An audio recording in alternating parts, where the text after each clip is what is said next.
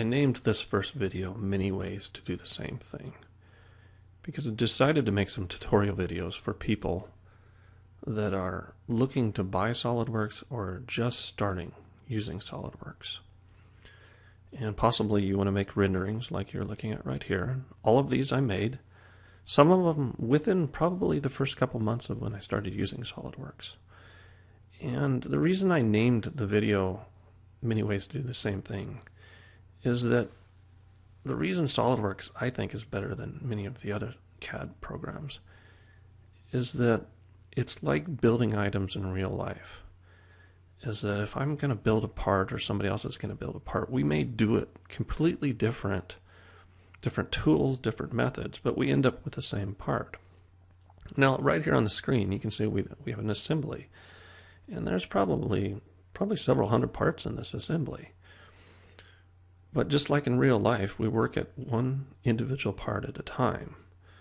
So if we can open up that part, we make this part, and then we can mirror that part. That's a great thing about SolidWorks. You can draw this side of it and just click a button, it'll make the other side a perfect mirror image of that. But we'll get into that later. For right now, I'm going to open up SolidWorks. So let's just click on the icon.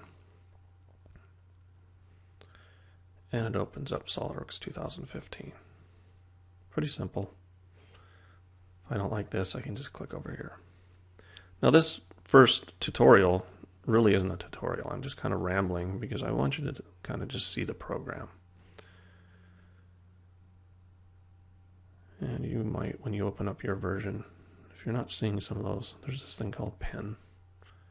You can pin the items on the top. But if you can learn how to do this in this first tutorial, this is all we're going for, is to open up a new part. You can go to templates, click on part. That's where they're located. But probably just want to click on tutorial, click on part, and then click on OK. And that's it. That's the whole tutorial. We just open it up of an area to make a part.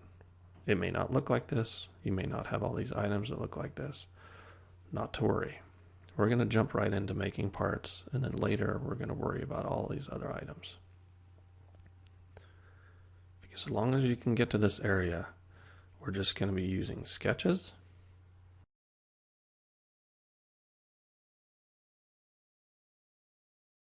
And we're going to be using features. And all those other items like sheet metal, render tools, SolidWorks add-ins, don't worry about them. And we're going to be using these planes. And that's all we're going to need to know to make our first part in the second tutorial.